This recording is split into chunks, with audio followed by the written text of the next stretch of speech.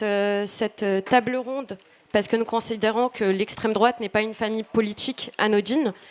C'est véritablement un mouvement protéiforme où idées et actes violents s'imbriquent et se confondent même. Cette famille politique a toujours, dans son histoire, participé au jeu électoraliste, mis en place les moyens de propagation de ses idées et violenté, battu et tué. C'est l'extrême droite de la fin du XIXe siècle, avec l'appel au lynchage et au meurtre des juives et juifs par les ligues antisémites et en même temps la Chambre des anti-juifs qui a été formée à l'Assemblée nationale. C'est l'extrême droite du début du XXe siècle également, avec la violence des canaux du roi de l'Action française, du coup, et en même temps 30 députés maurassiens à l'Assemblée nationale. C'est l'extrême droite des années 30, celle des jeunesses patriotes, avec en son sein des députés et en même temps des escouades militarisées. C'est l'extrême droite qui monte au pouvoir en 40 avec, bien sûr, le régime de Vichy et sa fameuse révolution nationale. C'est l'extrême droite des années 70, celle d'ordre nouveau, qui est, on le rappelle, un mouvement néo-fasciste avec comme symbole une croix celtique qui fonde le Front National à l'époque et met à sa tête Jean-Marie Le Pen, un certain Jean-Marie Le Pen. Et finalement, c'est l'extrême droite actuelle avec une normalisation de son idéologie dans l'espace public et un accroissement des violences, une prolifération des groupes violents et 8 attentats déjoués en seulement 5 ans juste sur le territoire français. Et c'est parce qu'il y a ce continuum entre les idées et les actes qu'on a organisé cette table ronde pour laquelle on est ravis d'accueillir Emmanuel Casajus, auteur de Sur les violences dans l'extrême droite radicale, que je vous recommande toutes et tous. On a également Raphaël Arnaud, porte-parole de la Jeune Garde. Nadia Sweeney, journaliste à Politis. Et Thomas Porte, député LFI NUPES. Donc, je vais passer maintenant la parole à Emmanuel Casajus. Alors, bonjour à tous. Merci beaucoup. Merci à Iman de m'avoir invité. Merci à la LFI également. Alors, donc, le sujet de cette conférence, c'est donc extrême droite de la violence en idées et en actes. Donc, je vais recentrer un petit peu mon intervention sur le sujet qui est le mien, à savoir la violence des groupuscules, la façon dont elle se construit et ce qui la rend légitime à leurs yeux, bien sûr. Alors, d'abord, qui sont-ils et comment fonctionnent-ils? Alors, je vais bien sûr simplifier, mais en simplifiant, on peut dire qu'il y a 4 obédiences. Une monarchiste, donc, incarnée par l'Action française, Restauration nationale, mais surtout l'Action française, parce que c'est pas exactement la même génération. Une pétiniste, incarnée par les nationalistes. Une identitaire, incarnée, il y a encore peu, par Génération identitaire. Et une nationaliste révolutionnaire, qui, il y a peu, était incarnée par le Bastion social. Alors, Génération identitaire et le Bastion social ont été dissous. Et ces mouvements se sont recomposés sur leur base locale, donc le Red Alvarium à Angers, Ténésoun en Provence, Syndicat des fleuristes à Chambéry, etc. Alors cette recomposition en fait n'a fait qu'acter le fonctionnement de fait de ces mouvements, c'est-à-dire des sections locales qui sont coordonnées ensemble sous la même bannière, mais qui de fait existent sur des bases locales. Donc ces sections locales, et quels que soient les mouvements, donc, peuvent atteindre parfois jusqu'à plusieurs dizaines d'individus, parfois moins, ça dépend du dynamisme de ces sections. Mais quel que soit le mouvement, elles visent plus ou moins à mettre en œuvre le même type d'activité, à savoir de la formation doctrinale, surtout à l'Action française, une diffusion idéologique avec du collage d'affiches, des tractages, et jusqu'il y a peu, de la vente de journaux à la criée, tradition de l'Action française, ce qu'ils ont arrêté de faire. Ce qui nous concerne, des entraînements au sport de combat, que même l'Action française, qui est un peu moins là-dedans, tient une fois par semaine, en tout cas pour sa section parisienne. Donc certains membres peuvent cumuler plusieurs casquettes, en militant par exemple pour Zemmour à Reconquête, ou au sein de leur université à la Cocarde. Et ces sections peuvent aussi rendre des services à des mouvements plus institutionnels. Donc par exemple faire des services d'ordre pour SOS Chrétiens d'Orient ou pour la Manif pour tous, qui aujourd'hui s'appelle le syndicat des familles. Et aussi faire du collage d'affiches en période électorale pour Reconquête ou le Rassemblement national. Donc on a donc des groupes entraînés au combat, au combat de rue, dont le mouvement, dont l'activité se confond avec celle d'un service d'ordre, ce qui est un peu un peu particulier, assez caractéristique du fascisme. Donc à cela, il faut ajouter que ces groupes sont en concurrence entre eux, et c'est de ça que je vais vous parler, en fait, de la construction de cette violence, d'un jeu de concurrence entre ces différents groupes que j'ai présentés en schématisant beaucoup. Donc ils sont en concurrence entre eux pour le monopole de ce qu'on pourrait appeler un capital guerrier, donc c'est un concept de Thomas Sauvadet. Pour le dire autrement, le groupe qui va sembler le plus légitime dans ce microcosme, c'est le groupe qui va donner l'impression d'être le plus fort et le plus fort physiquement. Donc ils vont avoir différentes stratégies pour se distinguer. Donc ils vont multiplier des photos type ultra, hein, du nom des supporters de foot ultra. Donc ça va être souvent des photos post-entraînement où ils vont gonfler leurs muscles, où ils vont poser même torse nu pour les nationalistes révolutionnaires. Les gens de l'Action française gardent leurs habits généralement. Et ils vont mettre en avant des styles vestimentaires les plus badass possibles. Alors une petite nuance pour l'Action française qui cultive un style un peu dandy. Multiplier des références que j'appelle esthético-historiques, donc les plus obscures dans tous les sens du terme, donc les Camelots du Roi pour l'Action française, donc les Camelots du Roi ont été dissous en 1936, mais ça reste une sorte d'idéal, on va dire, pour les jeunes de l'Action française aujourd'hui encore. Bon, chez les nationalistes révolutionnaires, ça va être des tatouages SS Charlemagne. Chez les identitaires, ça va être une référence à une espèce de passé mythifié, vikingo, celtico, pagano, germano truc.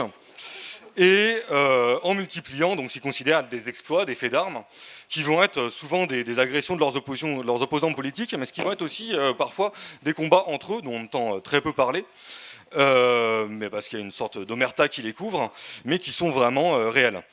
Donc ces différentes stratégies leur permettent de se positionner, on va dire, chacun de ces groupes tente de se positionner comme étant le plus légitime, en étant le plus craint, le plus respecté, le plus viril, etc. Alors c'est des choses qui peuvent paraître un petit peu risibles, mais en fait qui jouent énormément dans ce microcosme social, dans la mesure où la hiérarchie, le rapport de force qu'ils composent et qu'ils établissent entre eux, se construit complètement là-dessus. Et du coup, je vais conclure rapidement là-dessus. La victoire, on va dire une victoire dans une bagarre, mais aussi tout simplement dans une communication bien faite, une photo bien prise, etc., va avoir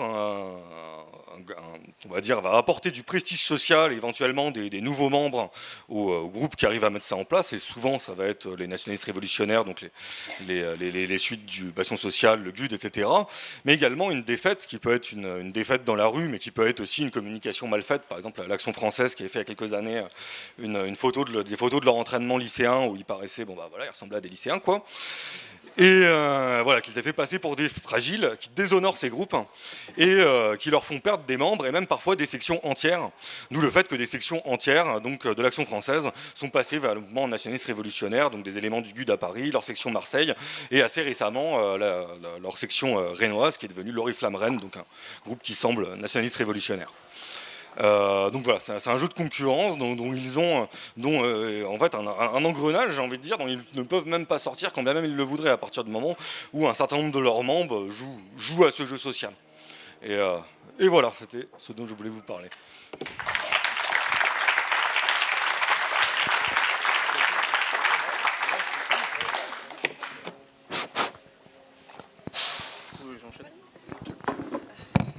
Bonjour à tout le monde, je me permets de me mettre debout parce que j'aime bien gigoter un peu.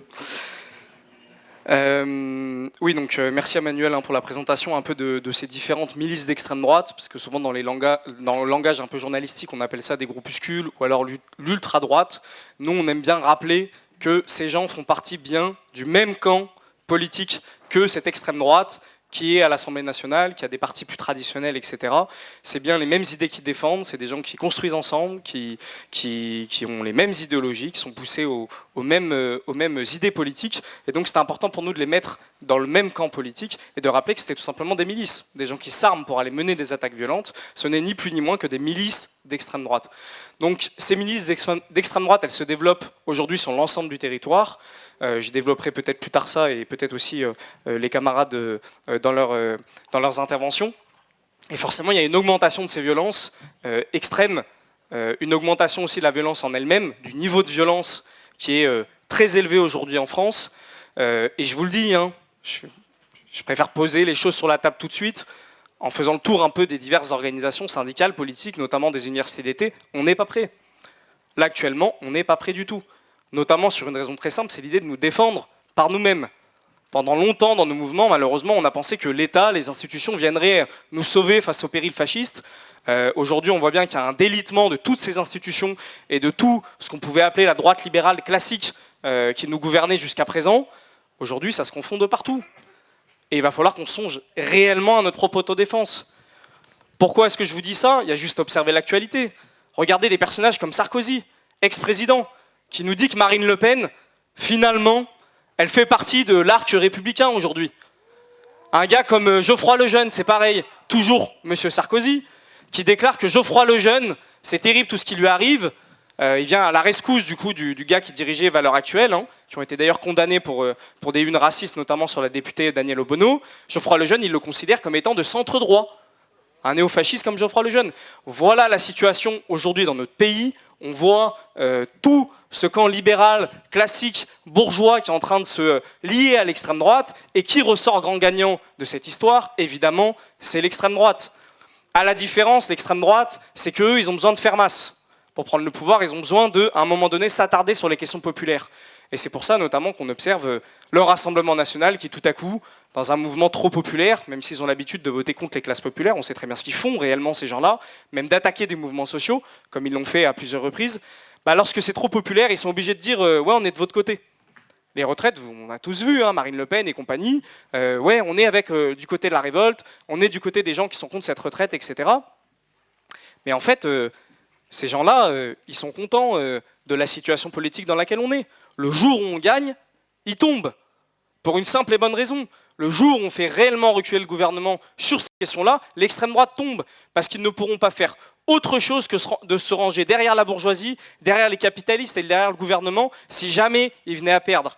Là, aujourd'hui, ils espèrent qu'une chose, à chaque fois qu'il y a un mouvement social qui commence, vraiment, ils croisent les doigts fort en se disant « on espère encore que ça va passer et encore une fois qu'on va perdre ». Comme ça, eux peuvent à nouveau se ranger du côté des classes populaires en disant « regardez, on a été de votre côté ». Bon, on a perdu, mais on a été de votre côté. Voilà toute la stratégie du Rassemblement national et toute l'usurpation. Mais encore une fois, on pourra développer peut-être ça plus tard, parce que là, c'est un peu court comme intervention. Je voulais vous parler aussi de certaines choses, parce que hier, je suis allé aux universités d'été des écologistes, du coup des Verts. Alors forcément, je venais un petit peu en colère, parce que peu de temps avant notre venue, on a appris la polémique autour de Médine. Pas de chance, Médine, ça fait 15 ans qu'on l'écoute, ça fait 15 ans qu'on le suit, qu'on le considère d'une part comme étant notre ami politique, comme l'a déclaré Jean-Luc hier, mais même au-delà, même comme un leader politique. Comme un leader parce que tout simplement, il a provoqué chez toute une nouvelle génération militante le fait qu'aujourd'hui on milite, le fait qu'aujourd'hui on a faim, le fait qu'aujourd'hui on veut se battre pour toutes ces idées de progrès social et de lutte contre le racisme. Donc évidemment, on y est allé, on a dit les choses là-bas. On n'a pas fait parler que de Médine et de la question antiraciste. On a aussi parlé évidemment d'écologie. C'était important de parler d'écologie chez les Verts parce qu'il y a cette espèce de truc qui trotte chez nous, militants et militantes de gauche, l'idée de dire que l'écologie est forcément de gauche. C'est vrai qu'on se persuade ça, ce qui est vrai parce qu'on y croit vraiment. Et surtout, on a la chance aujourd'hui, c'est que l'extrême droite occidentale, enfin une chance, on s'entend, l'extrême droite occidentale est restée campée sur ses positions de se dire pour préserver le modèle occidental suprémaciste blanc dans lequel on est, il faut poursuivre notre modèle de production et donc autour des énergies fossiles. Il n'y a pas de remise en question du nucléaire pour toutes ces raisons, parce qu'ils pensent que pour préserver les valeurs, il faut poursuivre le mode de production dans lequel on est. Sauf qu'il y a un moment, la planète elle sera tellement cramée, il y aura tellement des catastrophes écologiques qui seront visibles, qu'ils ne pourront plus avoir ce discours. À un moment, ce discours va s'effondrer. Et donc, l'extrême droite, tout à coup, comme déjà sont en train de le faire, vont se déclarer écolos. Et n'imaginez pas un seul instant, camarades, qu'ils ne le feront pas. L'extrême droite, ils ne sont pas comme nous. C'est des gens, ils s'en foutent. Ils peuvent nous avoir craché dessus pendant des années sur un sujet. Si là, ils ont envie de dire « c'est notre sujet », ils le font. Ces gens-là, ils n'ont pas de face. Donc demain, de voir des Marine Le Pen, des Jordan Bardella, des Éric Zemmour qui se déclareront écologistes, oui, ça va arriver. Et il faudra s'y préparer. Il faudra être armé idéologiquement. Parce qu'on ne pourra pas simplement répondre « l'écologie, c'est de gauche ». Ouais, mais non. Moi, je pense qu'il y a des solutions très simples pour faire face à ces discours d'extrême droite qui essaient de nous récupérer ces luttes écologistes. C'est être clair sur la question internationaliste et anticapitaliste. Tout simplement. Parce que l'écologie ne pourra pas se faire à l'échelle que d'une seule nation. Parce que le discours des fascistes sur cette question, c'est comme toutes les autres, c'est le fond raciste. C'est l'idée de dire les nôtres avant les autres. Donc nous, on sauvera les blancs français, puis les autres, on s'en fout. Ouais, mais non, l'écologie, ça marche pas comme ça. Ça marche pas comme les racistes le veulent. Ça marche que d'une seule façon, c'est que tout est lié dans ce monde. Toute la nature est liée et que donc il faut un programme international, une planification écologique, évidemment à l'encontre de toute la logique capitaliste qui est du profit à tout va, parce qu'il y a un moment où il y a des barrières naturelles qui font que bah non, on ne peut pas puiser à chaque fois. On ne peut pas épuiser tout simplement toutes les ressources. Enfin bon, vous connaissez bien le sujet. Et juste, je vais conclure sur ces journées des écologistes, parce qu'il y a une dame, au moment où je parlais de Médine, par ailleurs, ça a été très bien reçu, les différentes interventions qu'on a pu faire, pour rappeler que la lutte antiraciste était précieuse dans la lutte contre l'extrême droite, ça a été très bien reçu, nos rappels sur Médine. Il y a une dame quand même qui s'est levée un peu agacée et qui m'a dit « Oui, bon, vous avez un discours très enflammé, on a l'impression qu'il n'y a pas de débat. » Bon, finalement, j'ai pris ça quand même comme un compliment. Peut-être que je parle de façon un peu enflammée, mais je vous le dis, camarades, il va falloir être bouillant dans la période, très bouillant, parce qu'en face, il ne va pas falloir trembler des genoux, ils vont nous attaquer sans cesse, ils vont avoir des armes, ils vont jusqu'à cramer des domiciles, notamment de maires, donc il va falloir être très fort et se tenir main dans la main contre l'extrême droite, ici, avec les écolos, avec des syndicalistes, avec les anarchistes, peu importe, il va falloir qu'on soit ensemble. Merci camarades.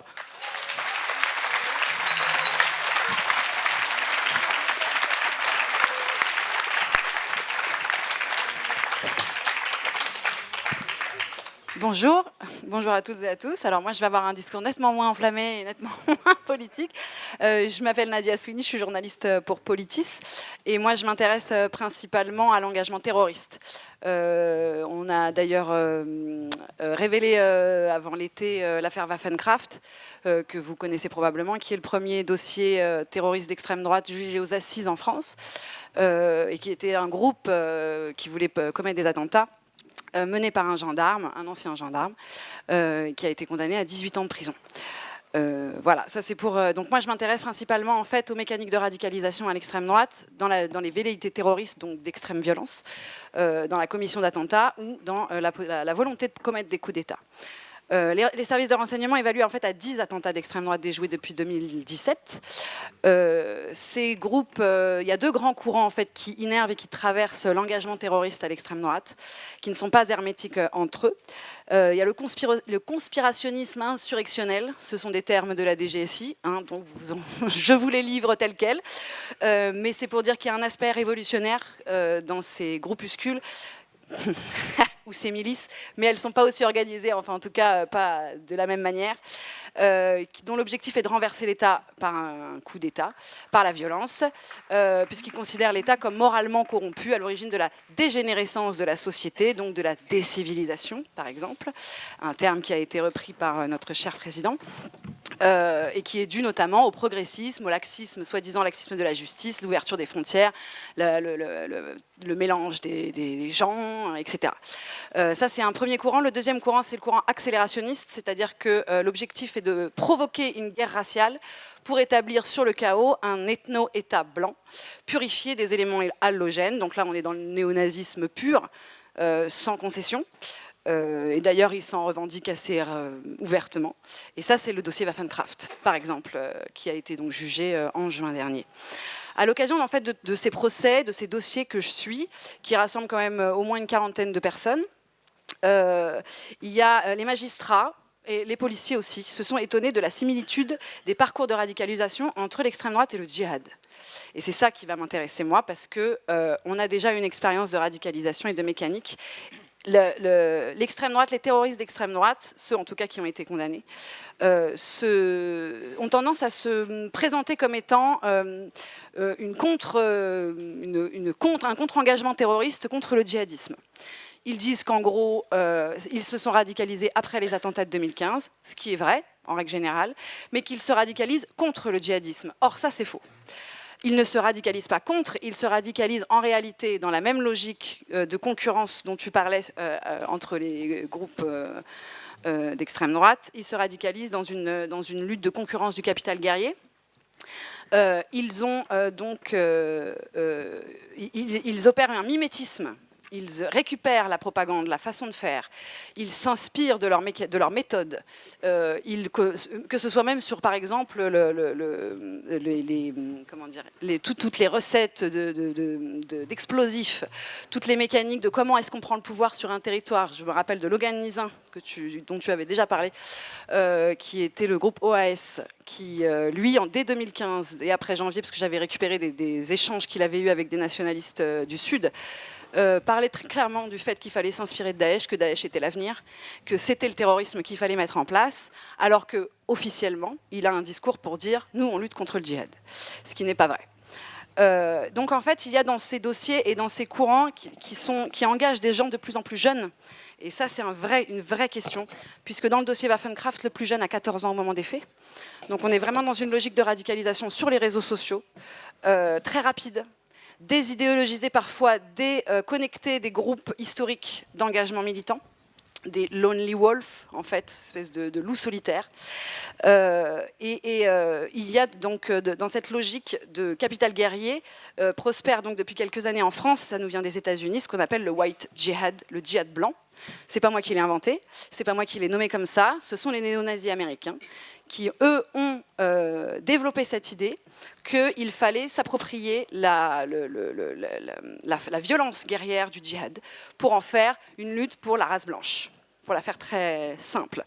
Cette idéologie, elle naît dès les attentats du 11 septembre en 2001. En réalité, il y a une toute petite minorité de néo-nazis américains qui ont pris fait et cause pour Ben Laden, en disant, et pour Al-Qaïda, en disant que c'était une lutte pour la liberté, et qu'en réalité, ils avaient finalement un monde qui ressemblait à l'idéal qu'eux voulaient prôner, c'est-à-dire extrêmement patriarcal, extrêmement violent et autoritaire et totalitaire.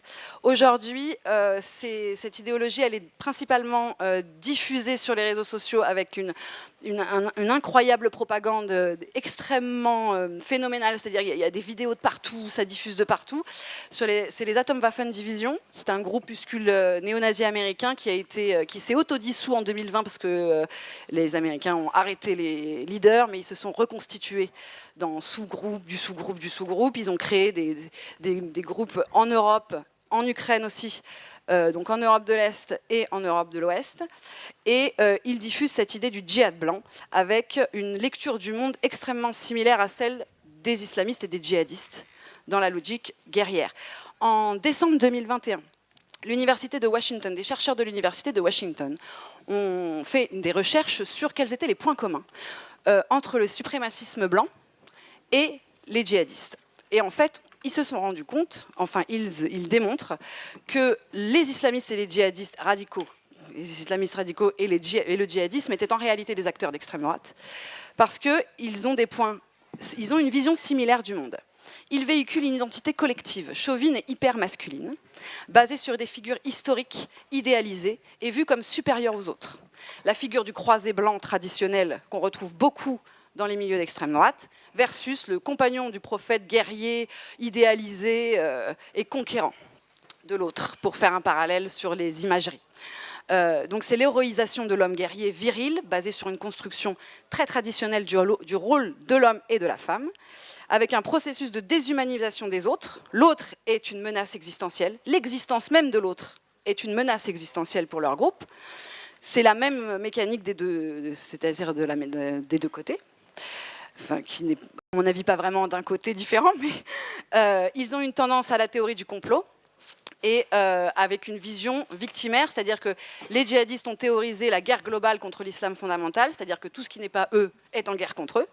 En gros, c'est exactement la même chose du côté suprémaciste, puisqu'on entend le génocide blanc, le grand remplacement, etc. Donc tout ce qui n'est pas eux est contre eux, enfin en tout cas participe à leur destruction, donc il faut se défendre. Donc on a une quête de la pureté de la race d'un côté, des préceptes religieux de l'autre, qui va légitimer la nécessité de l'usage de la violence, et donc l'engagement potentiel dans les actions terroristes, pour se protéger, se défendre, et on est dans une logique de lutte très classique du bien contre le mal. Mais d'ailleurs, George W. Bush l'avait très bien dit aussi dans l'Axe du mal, où lui, il avait aussi théorisé et alimenté cette logique du choc des civilisations, qui a en fait participé à nourrir ces groupes. Les deux fournissent dans leur propagande l'espoir d'une société utopique dans laquelle ils règnent. Donc on a le Cham, l'État islamique, qu'on a vu se mettre en place, et de l'autre côté, la même logique, l'ethno-État blanc, tous deux étant extrêmement totalitaires par nature, et l'objectif étant de contrôler tous les aspects de la vie des citoyens pour maintenir cette pureté renouvelée. Toute liberté individuelle est vue comme génératrice d'une société corrompue et immorale. C'est leur logique. Et donc, ils ont développé, et c'est ce qu'on voit dans les cibles qu'ils ciblent, j'allais dire, dans les objectifs qu'ils ciblent dans leurs actions violentes, ce sont des ennemis communs. Ils ciblent les mêmes, à un tel point que pour l'affaire Waffenkraft, le procureur avait dit, je m'en souviens, parce que ça m'avait quand même marqué, il avait dit donc aux gendarmes qui disaient mais non, je ne serais jamais passé à l'acte, il avait dit mais attendez, nous, on n'est pas contre la lutte, on n'est pas dans la lutte contre le djihadisme, on est dans la convergence des luttes, voire même dans une coopération assumée entre vous et les djihad. Ils ont donc les cibles communes qui sont les progressistes et les démocrates, les traîtres, c'est-à-dire ceux de leur propre camp qu'ils jugent insuffisamment radicaux, la communauté LGBT vue comme la dégénérescence de la société, très clairement, et les féministes de la même manière, et les juifs, parce que ça c'est universel, j'ai envie de dire, mais l'antisémitisme, c'est à chaque fois on retombe là-dessus. Hein. C'est ceux qui gèrent le monde, c'est la grande finance, etc. Qu'ils considèrent donc comme régnant sur le monde et donc responsables de leur malheur et de la dégénérescence de la société. Donc dans cette logique commune, ils ont développé des propagandes qui sont extrêmement ressemblantes et qui activent les mêmes ressorts d'engagement. Et c'est pour ça qu'en fait, ils s'adressent à des profils qui sont similaires. Et on va même retrouver dans des dossiers des passages de l'un à l'autre. Et c'est là où il y a des nouveautés qui se créent. C'est qu'on a des personnes isolées, souvent humiliées, qui ont du mal à entrer en contact avec les autres, qui vont se retrouver être engagées touchés par la propagande, leur propagande, et ils peuvent s'accorder entre eux. On a un dossier où on a des jeunes qui discutent entre eux de comment ils vont faire des attentats, l'une étant plutôt dans la mouvance djihadiste, les deux autres étant plutôt néo-nazis, ce qui est quand même assez intéressant. Il y a même une petite histoire un peu, disons, d'amour. Et ce que je voulais dire, c'est qu'il y a un tel passage entre ces deux mouvances que même les services de renseignement, et ils l'ont dit, le commissaire de la DGSI l'a très bien dit au moment du procès Waffenkraft, c'est que même eux, sur certains dossiers, ils ne savent même pas quel service ils mettent sur ces dossiers-là parce que c'est tellement entre deux qu'ils ont des difficultés à définir le service qui doit travailler sur ces dossiers-là. Pour vous dire très rapidement, parce que je vais finir après, il faut s'inquiéter de cette porosité, s'inquiéter notamment de, comme je le disais, je voudrais le rappeler parce que c'est vraiment important, de la jeunesse, de la radicalisation, de la facilité par les réseaux sociaux, de cet accès à une propagande qui inonde les réseaux sociaux et qui touche très fortement les jeunes, notamment les plus fragiles. Et que ce sont des phénomènes et des mécaniques, en tout cas pour certains, qui sont en dehors d'un engagement idéologique politique au sens propre du terme. C'est-à-dire qu'on va avoir des jeunes qui vont se retrouver dans des mécaniques dont les parents ne vont pas savoir gérer. En fait, qui vont se retrouver. C'est un peu comme les djihadistes qui sont partis, où il y a des familles qui se sont retrouvées à dire « mais nous on n'a rien vu », tout à coup il est parti, il a pris son sac et hop, disparition. Et en fait, il y a même les mécaniques similaires qui se passent aujourd'hui du côté de l'extrême droite. Et je pense que c'est très important aussi de prendre en compte le fait que ça agit sur des peurs. Et c'est pas seulement... Il y a des gens, disons, dans ces mécaniques-là qui sont aussi victimes. Voilà, entendons-nous bien. Je parle bien sûr des jeunes, mais je pense que vous m'avez bien compris. Voilà.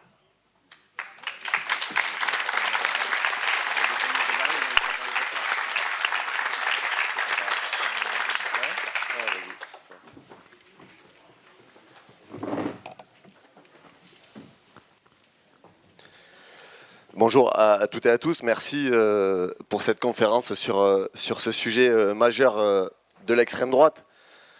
Je crois que dans le climat dans lequel on évolue aujourd'hui, face à une montée du racisme, face à une montée de la haine d'extrême droite, la première des réponses, c'est de ne pas céder aux polémiques, c'est de ne pas céder aux attaques et aux pressions de l'extrême droite. Je crois que nous avons eu raison d'accueillir Médine, et toutes celles et ceux qui ont cédé dans ces moments-là ont une immense responsabilité dans la montée de l'extrême droite, dans la montée de ces idéologies de haine, parce qu'ils se nourrissent de celles et ceux qui, à la moindre difficulté, reculent et cèdent sous la pression d'un modèle qui veut nous imposer des idées de haine raciste. Moi, je vais vous parler de la violence de l'extrême droite parlementaire, parce qu'on a parlé de la violence en acte et de la violence des mots. Et je remarque que depuis plusieurs semaines, plusieurs mois, on a tendance à faire en sorte que, dans certains sondages, dans certains articles de presse, on fasse de l'extrême droite, on la différencie entre le Rassemblement national et les groupuscules. Et on observe une tendance, quand les gens parlent d'extrême droite, ils ne parlent plus du Rassemblement national. Et c'est pour ça que Raphaël l'a rappelé avec force.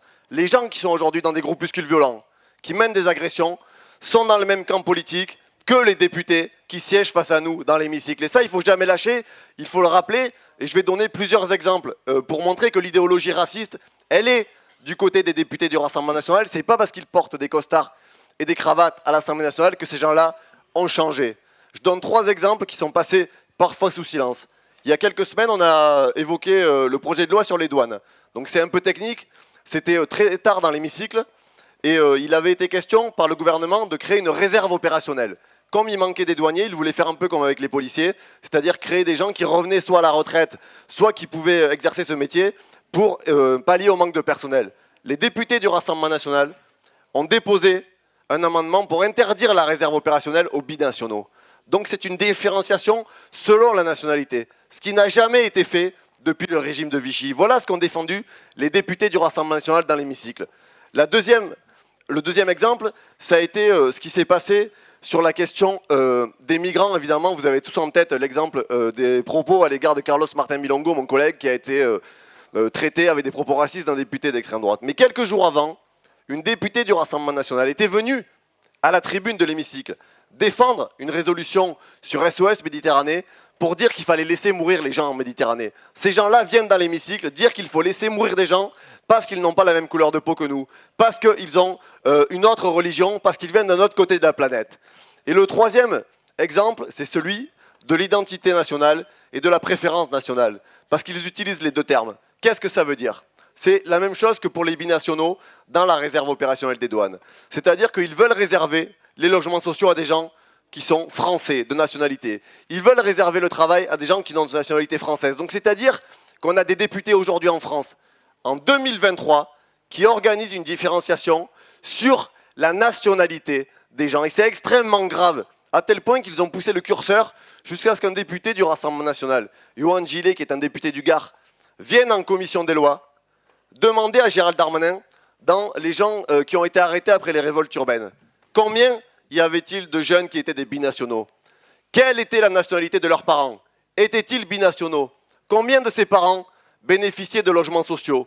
Combien de ces parents touchaient les aides au logement? Combien de ces parents touchaient le RSA? Voilà ce qu'ont demandé des députés du Rassemblement national en commission des lois. Donc oui, il ne faut jamais différencier ces gens qui siègent, parfois bien habillés, des gens qui mènent des actions violentes dans la rue, mènent des ratonnades, s'organisent avec des armes, sont sur des forums, préparent des attentats. J'ai assisté pendant plusieurs jours à l'audition, notamment du procès de l'assassinat de Jean-Luc Mélenchon. Ces gens-là sont les mêmes. Et n'oublions pas que dans les rangs du Rassemblement national, Frédéric Bocatelli, un député qui siège dans ces rangs-là, a tenu par le passé une librairie antisémite et négationniste. Il vendait des ouvrages aux gens qui projettent des attentats, aux gens qui livrent des ratonnades, aux gens qui tiennent des propos racistes, qui menacent nos camarades, et qui les menacent physiquement et qui passent à l'acte dans un certain nombre d'endroits du pays.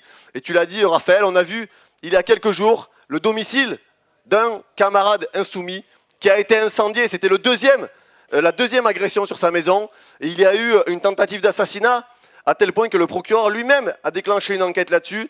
Et nous n'avons pas entendu un seul mot de la majorité présidentielle, des députés, de ceux qui se disent soi-disant dans l'art républicain, pour condamner cette attaque-là. Et ça, c'est extrêmement grave. Et je termine cette première intervention sur la responsabilité politique de celles et ceux qui sont au pouvoir et qui légitiment aujourd'hui les agressions, qui légitiment les violences d'extrême droite. Parce que quand vous avez un président de la République qui aujourd'hui réhabilite le maréchal Pétain, quand vous avez un député Les Républicains qui vient réhabiliter dans le JDD, dans le Figaro, pardon, Maurice Barrès, qui était quand même quelqu'un qui disait à l'époque de Dreyfus, cette personne est coupable parce qu'elle est juive, qui a participé à des concours pour décerner des prix organisés par Charles Maurras, où il récompensait des thèses. Pour l'intitulé de la thèse était « Comment éliminer la puissance juive ?» Voilà aujourd'hui les gens qui sont au pouvoir, qui sont totalement irresponsables. Et juste, je donne un élément, parce qu'on nous fait des leçons sur notre irresponsabilité politique et sur la montée de l'extrême droite, puisque les macronistes nous disent tout le temps « Vous êtes responsables ». Qui, au second tour des élections législatives, n'a pas appelé à battre des candidats qui sont d'un camp du racisme? Sur quasiment 77 duels, il y a eu 6 cas où les candidats d'Emmanuel Macron ont appelé à voter pour un candidat de la NUPES contre les candidats d'extrême droite. Quels sont les députés qui se sont levés dans l'hémicycle pour aller déposer un bulletin dans l'urne et faire élire deux vice-présidents de l'extrême droite et du Rassemblement national? C'est le camp du président de la République. La responsabilité, elle est de leur côté. Et vraiment, je termine sur ce mot parce que moi, ça m'a beaucoup marqué. Nous avons le projet de loi asile et immigration, on ne sait pas comment il va s'appeler, qui va arriver dans l'hémicycle, normalement dans quelques semaines. Ils n'ont pas eu de fenêtre de tir, non, en raison de la mobilisation sur la réforme des retraites. Ils sont quand même venus, c'est la tradition à l'Assemblée, quand vous avez un projet qui arrive, il y a une journée de débat qui est consacrée à une prise de parole de chaque membre de groupe parlementaire pour donner son avis sur la question, et un membre du gouvernement présente le projet. Gérald Darmanin est venu, la première phrase qu'il a tenue à la tribune du projet de loi sur l'immigration, il a cité Jacques Bainville, qui est un historien de l'action française, un mouvement antisémite. Voilà aujourd'hui ce qu'est ce gouvernement, ce qu'est ce pouvoir-là, qui est le premier responsable de la montée de l'extrême droite. Et comment ne pas être surpris quand vous avez Carl Olive, un député du camp d'Emmanuel Macron, qui vient donner une interview dans le JDD, racheté par Vincent Bolloré, qui est un homme, qui n'est pas un homme d'affaires, c'est un homme aujourd'hui qui est à la base d'un projet politique d'extrême droite. C'est jamais rappelé, mais quand il a ces médias-là, il perd de l'argent. Il ne gagne pas d'argent avec ces médias. Ces médias sont des gouffres financiers. Ils sont simplement utilisés pour passer des messages, ceux d'une haine raciste, ceux de faire monter l'extrême droite et ceux de créer des polémiques, comme ça a été le cas avec Médine. Et je termine là-dessus parce que c'est vraiment important. À chaque fois qu'il y a une polémique qui est menée par l'extrême droite, à chaque fois qu'il y a des attaques qui sont menées contre nous, contre des camarades, que ce soit de n'importe quel parti de gauche, il faut toujours tenir la ligne. Il faut toujours tenir et être debout pour être solidaire face aux menaces et aux attaques de l'extrême droite. Parce que quand c'est nous qui sommes attaqués, nous savons que demain, ce sera quelqu'un d'autre. On nous avait à l'époque traité d'islamo-gauchistes et tout le monde nous avait regardé en disant « Oh là là, personne n'était monté au créneau pour défendre ». Aujourd'hui, l'ensemble de la gauche, quasiment, est attaqué et est traité d'islamo-gauchiste. Nous avions eu raison à l'époque de tenir bon et il ne faut jamais céder aux pressions de ces gens-là. Parce que chaque fois que vous cédez à ces pressions-là, que vous reculez, que vous leur dites « Ah oui, vous avez peut-être raison, cette personne a été peut-être, elle a dit ça », vous leur livrez des voix par milliers et vous ouvrez les vannes d'un pouvoir qui est fasciste, qui s'étend aujourd'hui partout en Europe. Les gouvernements de droite et d'extrême droite gouvernent quasiment partout dans les pays qui nous entourent. Et derrière, ce sont des gens qui sont en extrême souffrance parce que l'extrême droite n'est pas le camp du travail. C'est le camp de la bourgeoisie. C'est le camp qui casse le droit de grève, qui refuse d'augmenter les salaires, qui supprime le RSA par SMS, comme l'a fait Meloni en Italie. Donc il ne faut jamais laisser face à l'extrême droite et face aux fascistes.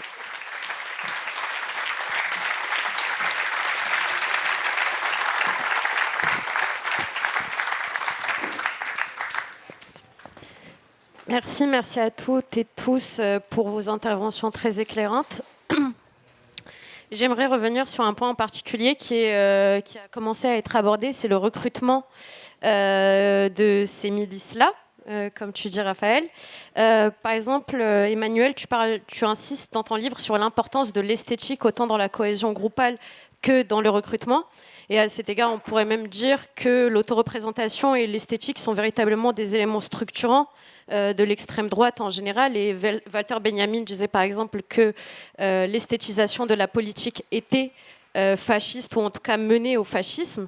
Il y a également la question de la propagande qui peut varier de groupe en groupe. On sait que le GUD va plutôt recruter avec l'image du rat noir persifleur violent, alors que les identitaires vont plus aller vers une image de protecteur des Français et Françaises blancs et blanches, un peu hérités du Grèce.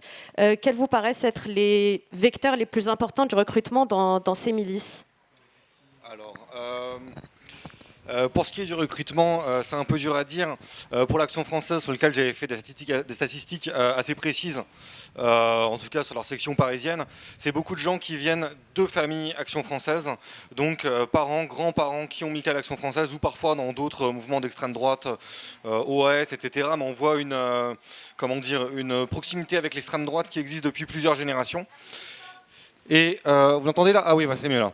Et des gens parfois de classe moyenne un peu en dehors en fait, à la base de ces milieux-là qui les rejoignent. Et on va dire que pour les gens qui viennent de familles Action française, ils vont éventuellement rester à l'Action française et être moins sensibles aux autres types d'imagerie et d'esthétique, si on accepte notamment Marc de Cacré par exemple, qui est quelqu'un qui vient d'une famille Action française et qui est allé vers le GUD. Mais pour ceux qui viennent pas de famille Action française, ils vont être très sensibles aux esthétiques les plus radicales et aux mises en scène, on va dire, les plus grossières de la violence, d'une esthétique de la violence. Et c'est des gens qui vont facilement aller assez vite vers le mouvement le plus radical, sans pour autant aller forcément vers le terrorisme, où là c'est un peu autre chose. Mais voilà, qui vont passer, on va dire, 6 mois, 1 an et demi à l'Action française, commencer à s'ennuyer, avoir l'impression que c'est pas là que ça se passe, que l'Action française c'est un peu des fragiles et qui vont chercher à se reviriliser entre guillemets en allant vers le GUD, vers les nationaux révolutionnaires, vers le Bastion social, etc. Ça change de nom au gré des dissolutions et des périodes. Pour cet aspect esthétique, il y a quelque chose qui relève vraiment de la mode presque là-dedans, avec différents types d'esthétique et de références culturelles, donc d'esthétique vestimentaire, donc comme je le disais, quelque chose d'un peu dandy pour l'Action française. Le mot qu'ils utilisent c'est comment est-ce qu'ils disent déjà sartorialiste, pardon, sartorialiste, c'est à l'époque où je faisais mon infiltration à l'Action française, le mot sartorialiste n'était pas encore employé, mais c'est l'idée. Donc un côté un peu dandy, un peu duelliste de la fin du 19e. Le GUD, une esthétique, on va dire, presque blouson noir, quelque chose qui s'est développé dans les années 60-70, qui est quelque chose, on va dire, un peu moins ringard. La mode Action française a été pas mal le vent en poupe après les manifs pour tous, à un moment où il y a eu une impression que l'extrême droite était très chrétienne et que c'était dans ce coin-là que ça se passait.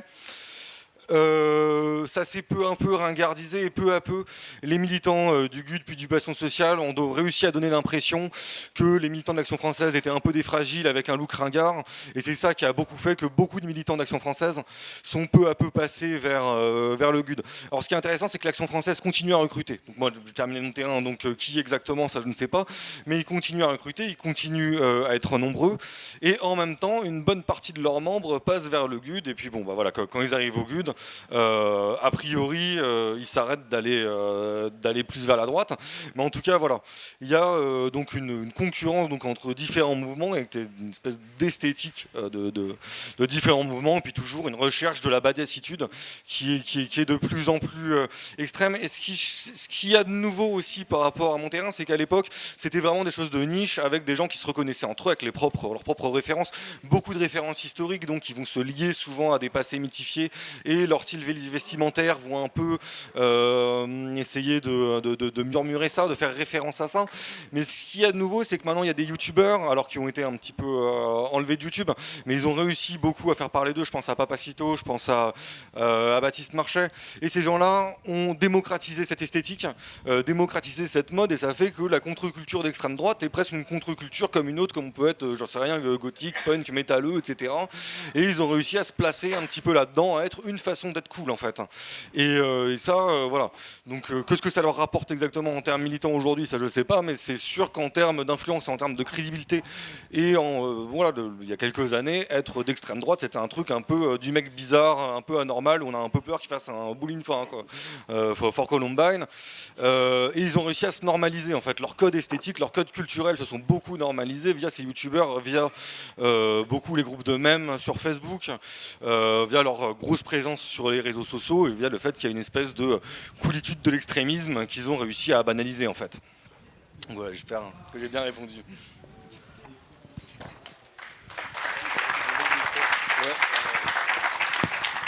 Ouais, juste, je ne vais pas revenir sur la question de l'esthétique et de la mode chez les militants d'extrême droite. Juste, c'est une question qui revient souvent qui sont les militants d'extrême droite.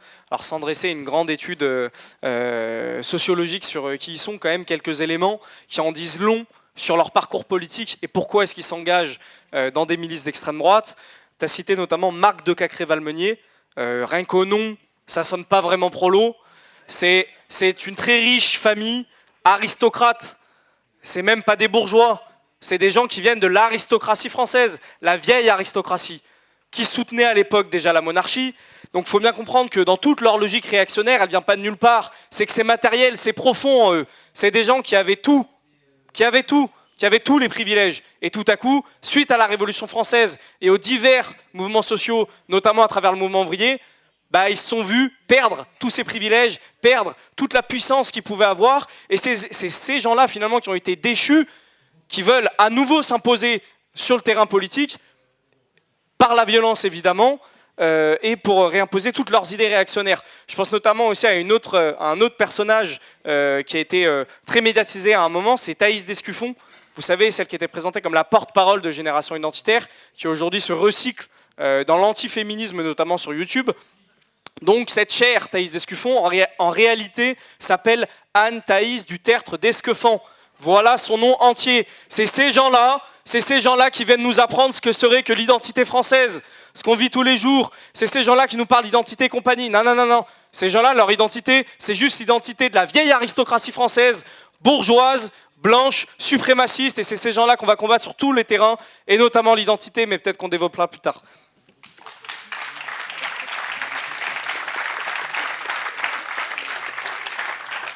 Encore une fois, j'aurais un propos moins enflammé.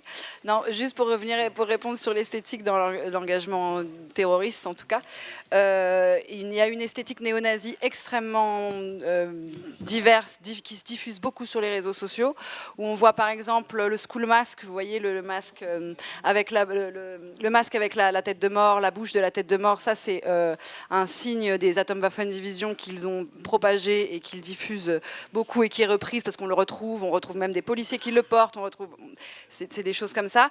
Il y a l'imaginaire viking qui est très, mais Sparte aussi, parce que ça c'est l'imaginaire viking, hein, païen, voilà exactement. Il y a l'imaginaire de la famille à l'ancienne, c'est-à-dire de la femme blanche avec son enfant blanc qu'il faut défendre parce que contre les méchants barbares venant de l'extérieur. Enfin, concrètement, ce sont des imageries qu'on trouve sur les réseaux sociaux, très classiques, mais qui fonctionnent très bien. Et pour rebondir sur ce que tu disais sur Bowling for Columbine, qui était plutôt Columbine, les attentats de Columbine, en fait, c'est devenu cool, la tuerie de masse. Et c'est aussi ce qui participe à l'attrait des jeunes et des plus jeunes sur les réseaux sociaux, c'est que maintenant on a des vidéos en direct, les Brenton Tarrant et compagnie, qui filment en direct leurs attentats et qui les diffusent, et ça se diffuse. Et on les retrouve très facilement sur les réseaux sociaux en réalité, et pas que Brenton Tarrant. Et Columbine, les vidéos, etc., tout ce qui est le plus gore, l'ultra-violence, est très cool. C'est cool parce que c'est l'image de je reprends la force, le capital guerrier, et toute l'esthétique guerrière fonctionne à plein régime dans les réseaux de propagande, en tout cas terroristes.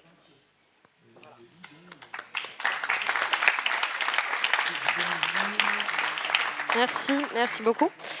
Il y a un élément que tu as commencé à évoquer, Nadia, et c'est par rapport à Waffencraft SS. Donc, il y avait Alexandre G, qui était en fait un ancien gendarme. Et c'est un sujet très important, je pense, parce que dans la plupart des dossiers antiterroristes, on va trouver des liens avec des membres de services de sûreté de l'État, que ce soit des policiers, des gendarmes, de l'armée. Et c'est pas tout à fait anecdotique, parce que dès 2018, on avait un rapport de la DGSI qui alertait sur le nombre croissant de policiers qui rejoignaient des groupes d'autodéfense, mais qui étaient en réalité des milices. Mediapart avait, juste en cherchant sur les réseaux sociaux, révélé au moins 60 cas de militaires néo-nazis qui affichaient sur les réseaux sociaux pêle-mêle des photos d'eux-mêmes avec donc leur uniforme et de la nostalgie du Troisième Reich. On a également Loïc Le Priol qui a quand même assassiné Aramburu dans les rues de Paris en toute tranquillité et qui était un ancien militaire. On a également la figure de Maxime Bellamy qui est central dans ces mouvements-là et qui est également militaire. Et la liste est encore longue, malheureusement. Donc mais j'aurais 2 questions pour vous. Est-ce que vous pensez que leur allégeance à ces idéologies d'extrême droite s'est faite en amont de leur recrutement, ou bien est-ce que leur intégration a participé à leur radicalisation? Et dans les 2 cas, c'est terrible, mais ça ne se gère pas de la même façon et ce n'est pas les mêmes institutions qui s'en occupent. Et puis, quelle politique vous pensez nécessaire à mettre en place? Parce que le gouvernement, il ne semble pas prendre de véritables initiatives sur ça. Il semble même découvrir par la presse ces cas de militaires néo-nazis alors qu'il suffit de faire une recherche sur Internet. Enfin, voilà, c'est mes questions. Pardon, excusez-moi. Effectivement, les services de renseignement, à l'occasion du procès Waffenkraft qui s'est déroulé au mois de juin, a reconnu et reconnaît officiellement qu'il y a un problème.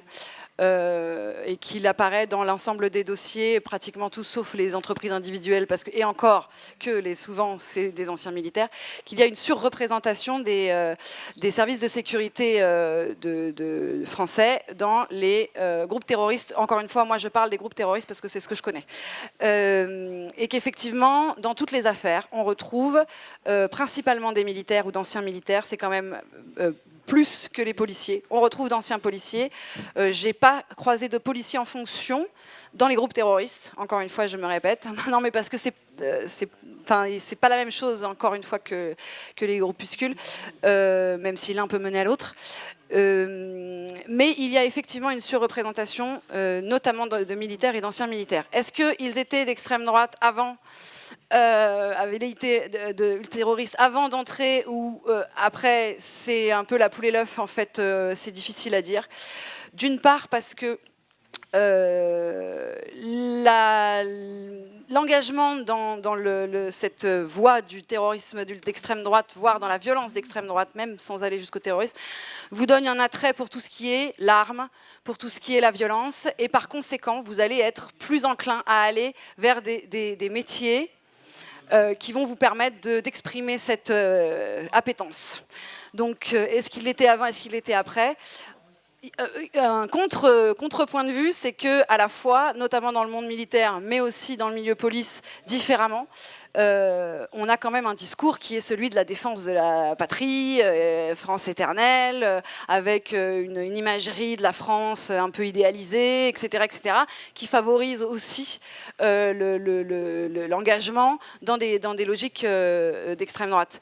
Sur la question des militaires, il y a quand même, je lisais très récemment, les théories de Boulainvilliers, qui datent du XVIIe siècle, pour vous remonter à quel point il y a une filiation de l'extrême droite dans le monde militaire, en tout cas de la question de la pureté du sang, parce que les nobles, ce qu'on parlait tout à l'heure, les nobles d'épée qui se sont opposés aux nobles de robe, étant la bourgeoisie qui était désignée plus par le roi de manière moins héréditaire, ou même pas du tout héréditaire, s'est opposé donc à avait la main sur le militaire, ils étaient nobles d'épée, donc c'est eux qui faisaient la guerre. Et il y a eu des théories comme quoi, et c'est Boulainvilliers qui l'a théorisé, ça a été repris par Gobineau dans la logique de la race aryenne, ce qui a donné ce qu'on connaît, qui était la logique que ces nobles d'épée étaient des purs germaniques. Ils venaient de la lignée des Francs qui avaient envahi le monde gallo-romain, et donc ils étaient issus du sang germanique, d'où est découlée la logique de la pureté du sang arien, germanique, etc. Donc c'est pas anodin, si vous voulez, qu'il y ait, notamment chez les officiers, parce que les militaires, ça remonte quand même aux généraux, c'est pas seulement le bidas. Enfin, je veux dire, il y a aussi des gradés, très hauts gradés, qui sont engagés dans des groupes d'extrême droite. Et je pense qu'il y a une logique historique qui n'est pas à mettre de côté sur ce plan-là. Sur la question de la police, il y a une ambivalence que je voudrais quand même mettre en avant, c'est que, en tout cas, encore une fois, dans les groupes terroristes, c'est qu'à partir du moment où vous vous engagez dans un groupe terroriste qui va commettre des actions illégales, vous allez nécessairement vous opposer à une police. Et vous allez être arrêté, et etc. Et donc ça crée un paradoxe. C'est-à-dire qu'ils vont être là, oui, les forces de l'ordre, mais en réalité, Elou Gagniza, encore une fois, parce que j'ai eu accès à tous ces échanges à l'époque, était le premier à dire, mais moi, les flics, ils m'emmerdent plus qu'ils ne m'aident. Donc, il y a une logique ambivalente, en tout cas, sur la question de la relation avec la police, encore une fois, sur l'engagement terroriste.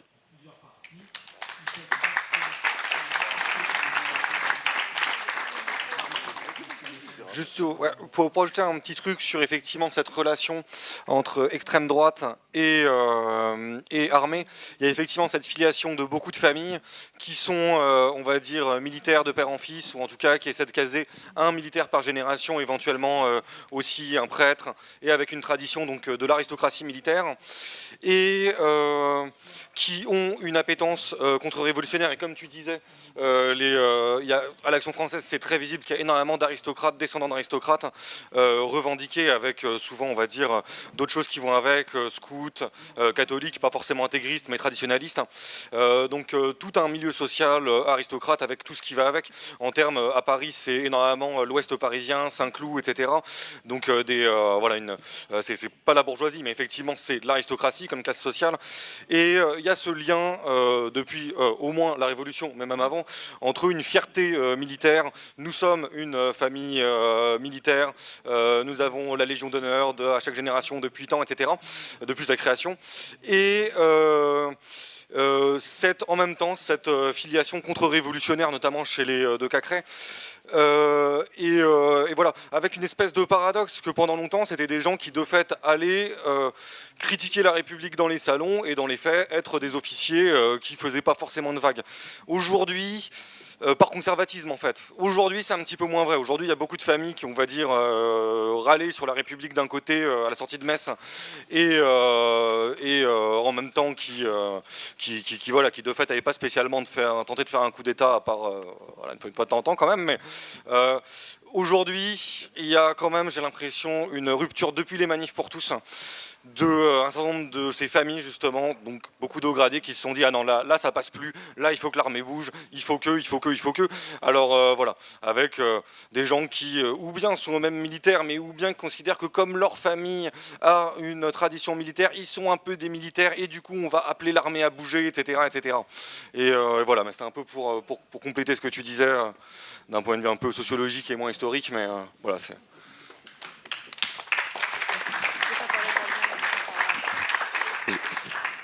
Juste pour livrer une anecdote sur l'extrême droite, la police et l'armée, et pas dans le cadre du terrorisme. On en discutait en off, il y a quelques mois, à l'Assemblée nationale, on a eu une audition, normalement de Gérald Darmanin, mais qui n'est pas venu, donc il avait envoyé son ministre de tutelle de l'époque, qui était Carenco, et c'était à l'initiative d'Aurélien Taché, puisqu'il avait déposé sur un sujet sur les violences d'extrême droite. Et on avait parlé de la prolifération des idées nazies dans l'armée suite aux révélations notamment de Mediapart qui avait identifié une cinquantaine de militaires qui posaient avec des écussons, avec des références à l'idéologie nazie de manière très claire et de manière affirmée. Et moi je l'avais interrogé pour savoir qu'est-ce que fait l'État, qu'est-ce que fait le gouvernement face à ces gens-là qui sont des militaires, qui sont des gens qui sont armés, entraînés et qui osent s'afficher souvent à visage découvert avec une idéologie nazie.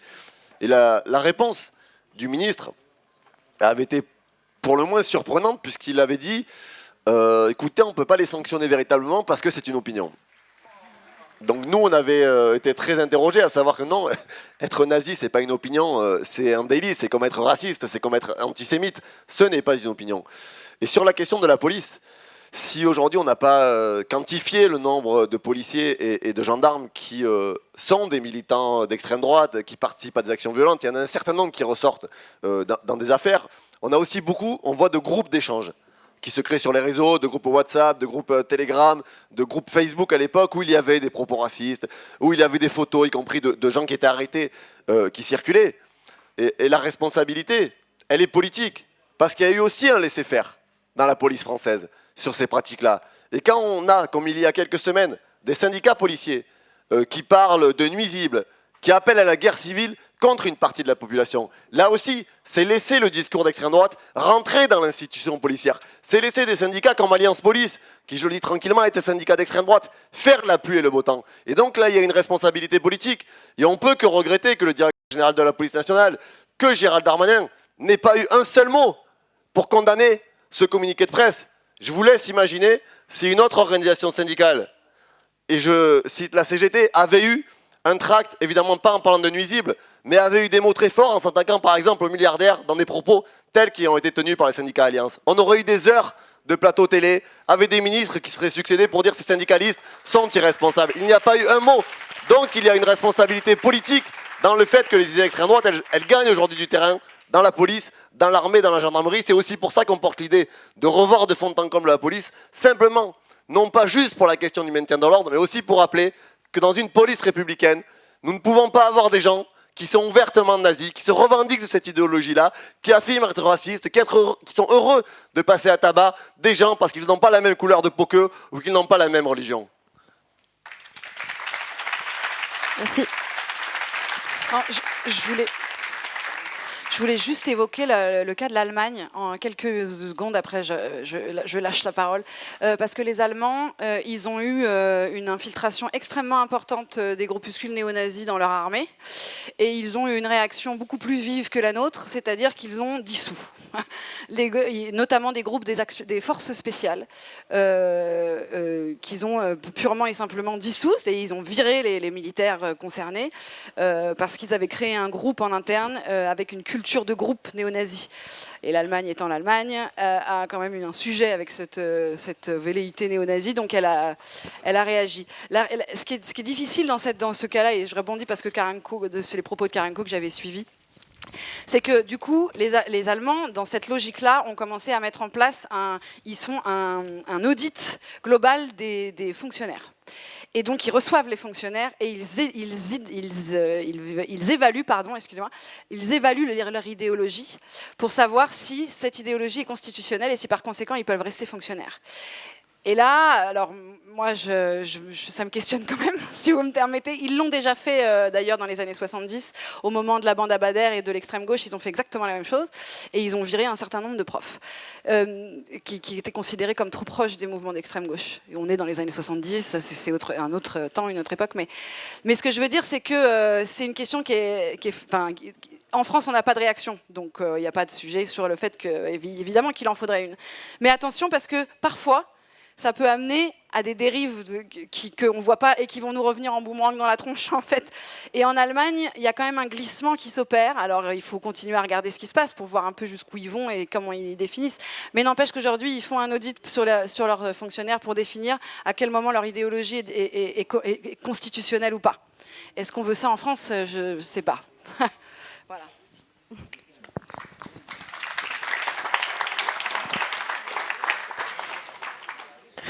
Merci. Du coup, là, on voit que les réponses politiques amenées par le gouvernement sont pour le moins suffisantes, pour ne pas dire nulles, inexistantes. Et pourtant, il y a une urgence. Certes, on n'est pas au plastigage des années 70 ou 80, mais quand même, on a la moitié des arrestations pour menaces terroristes de toute l'Europe qui sont uniquement en France. Et un historien de l'extrême droite comme Nicolas Lebourg va dire qu'il y a quand même eu un changement de paradigme, étant donné qu'il y a une différence dans la perception de la population de l'extrême droite depuis 1961. Et ça vient aussi possiblement de la légitimation par le débat public. Déjà, il y a une différence dans leur propagande. Ils ont quand même travaillé un petit peu. Ils ont théorisé des différences de propagande dans le Grèce, où on va plutôt être des défenseurs de la population, où on va on va jouer le rôle d'un substitut de l'État jugé défaillant dans l'exercice de ses fonctions. Il y a également un glissement idéologique très très très fort de lignes éditoriales de nombreux organes de presse, de nombreux médias qui vont agir comme des caisses de résonance pour des milices et qui vont tout à fait provoquer un effet d'accréditation en fait de leurs agissements.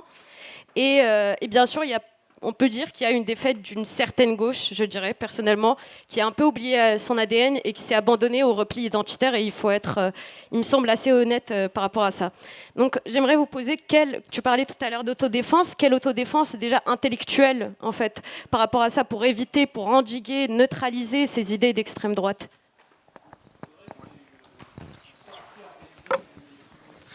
Oui, du coup, ça a été déjà dit de toute façon dans les diverses interventions, mais gardez de la fermeté partout. Restons dignes, camarades, justement dans les moments où il y a des polémiques, soi-disant montées de toutes pièces, tu l'as dit, par des milices. Ça fait 10 ans que les milices d'extrême droite essayent de se faire médine. Pim, grâce à Bolloré, grâce derrière au gouvernement et grâce à toute la droite réactionnaire et malheureusement une partie de la gauche qui a cédé à ces polémiques, ils y arrivent. Et notre seule solution face à ça, c'est de rester digne et de rester honnête avec nos convictions, avec nos lignes politiques et ne rien céder, pas un pas à l'extrême droite. Sur cette déviance des idées d'extrême droite, je vous avoue qu'il y a un truc, nous, qui nous a marqué particulièrement, c'est l'assassinat de Martine Aramburu, parce qu'on était quand même 3 semaines avant le premier tour des élections présidentielles. Jusque-là, des attaques de l'extrême droite, il y en avait eu.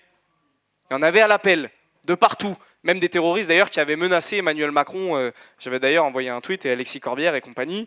Ils s'entraînaient à l'arme, c'était de militaires. Bon, il y en avait des attaques de l'extrême droite. Mais on se disait, bon, Macron tactiquement, il fait le choix de pas trop en parler, machin, machin. Mais le jour où il y a une dinguerie comme ça, ils vont être obligés d'en parler. Eh ben non. Il n'y a personne qui en a parlé. Personne. C'est passé comme à une lettre à la poste. Je pense que au niveau européen, et pourtant c'est chaud de partout, on est le seul pays avant une élection présidentielle où un fasciste peut armer en plein dans une capitale, tirer sur un rugbyman international. En plus, c'est pas pour glorifier Martine Aramburu, ça aurait été une horreur sur n'importe quel personnage, mais en plus de ça, c'est un joueur de rugby international qui se fait assassiner, on le rappelle, parce qu'il s'interpose face à une agression raciste. C'est ça qui s'est passé ce soir-là dans le bar. Il le bute, en pleine rue. Aucune réaction de la part de l'ensemble du champ politique et médiatique, et notamment de la part du président. Ça nous indique quand même quelque chose sur la période, et encore une fois, je le redis, il va falloir vraiment qu'on fasse attention à qui sont nos alliés dans cette période. Je vous le dis, petit à petit, quand l'extrême droite va sans cesse nous attaquer, il y a des gens qui vont sauter du navire.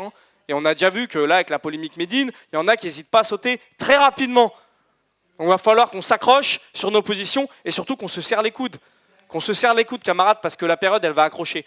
Quand je disais qu'on n'était pas prêts tout à l'heure, notamment sur la question des services d'ordre et de notre propre autodéfense, c'est pas pour nous mettre au fond du gouffre, c'est pour provoquer un sursaut de réveil. Il va falloir qu'à chaque fois qu'on apparaisse quelque part, nos réunions, nos meetings, nos lieux d'organisation, on soit en capacité de les protéger. Remettons en question dans nos organisations la question du service d'ordre. C'est quelque chose qui a toujours marqué notre camp social et politique. Alors c'est vrai que cette question de la violence, on n'est pas forcément très à l'aise avec.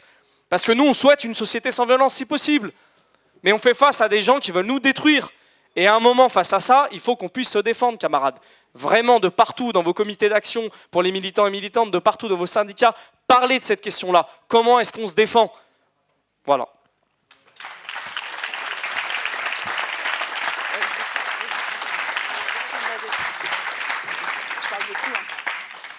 Moi, je voulais ajouter sur la question de l'intellectuel. Je pense qu'il y a une chose dont moi je fais le constat à titre personnel et collectif, c'est qu'on est dans une grande méconnaissance de la réalité de ce que sont les extrêmes droites, de leurs courants, de leurs différences. Que tu parlais de Nicolas Lebourg, par exemple, qui écrit beaucoup, mais comme d'autres, comme Jean-Yves Le Camus, qui écrivent beaucoup sur les distinctions entre les différents courants, quelles sont leurs dissensions, parce qu'il faut les connaître mieux qu'ils se connaissent eux-mêmes. Et il faut les connaître, il faut savoir où sont leurs points faibles, parce que si vous voulez idéologiquement être efficace contre eux, il faut savoir où ils se divisent, sur quelle théorie, sur quelle idée ils se divisent. Il faut se réapproprier des idées qu'ils ont volées.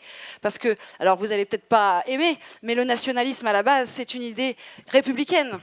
Je parle d'une vision nationaliste, universaliste, révolutionnaire. Donc, il s'en est passé des choses, mais en fait, c'est une notion qui a glissé et qui a été réapproprie, que l'extrême droite se l'est approprié et en fait aujourd'hui un fanion pour ses idées racistes et xénophobes. Et je pense que l'un des grands combats, c'est il faut apprendre à les connaître mieux qu'ils se connaissent eux-mêmes pour pouvoir être plus efficaces, me semble-t-il, hein, sur leur terrain idéologique. Voilà.